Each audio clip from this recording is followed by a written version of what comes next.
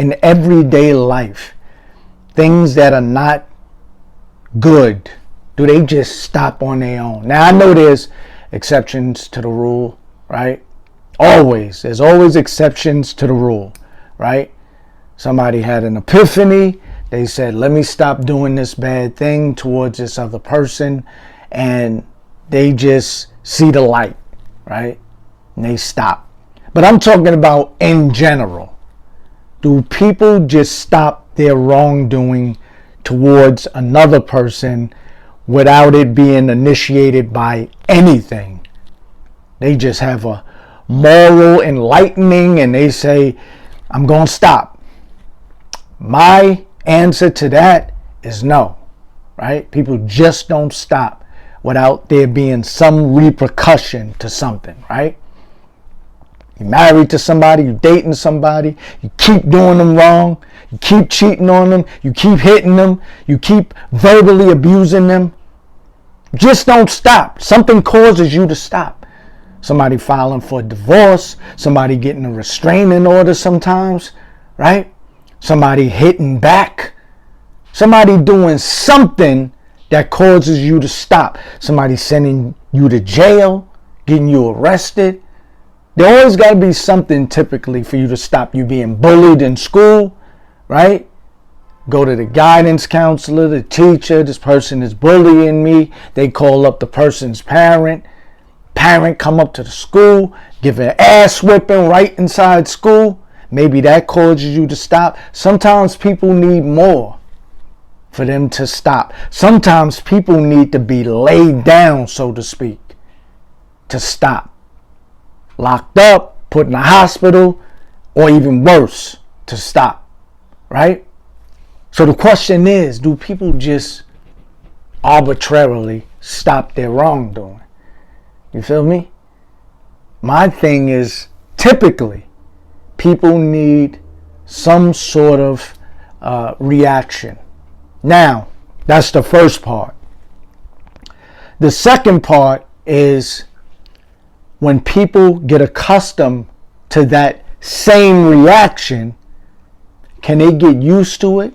Does it become a little more comfortable where they start back or continue the wrongdoing?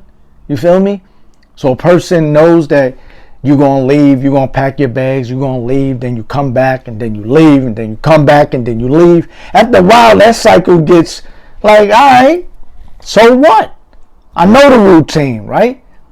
She leave, he leave, come back. Leave, come back. I do my dirt, leave, come back. Right?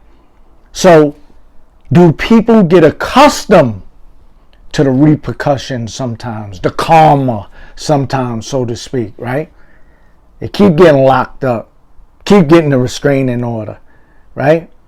Keep getting put in the hospital, keep getting hit back, keep getting filed for divorce on. You see what I mean? So you can become accustomed to the repercussions.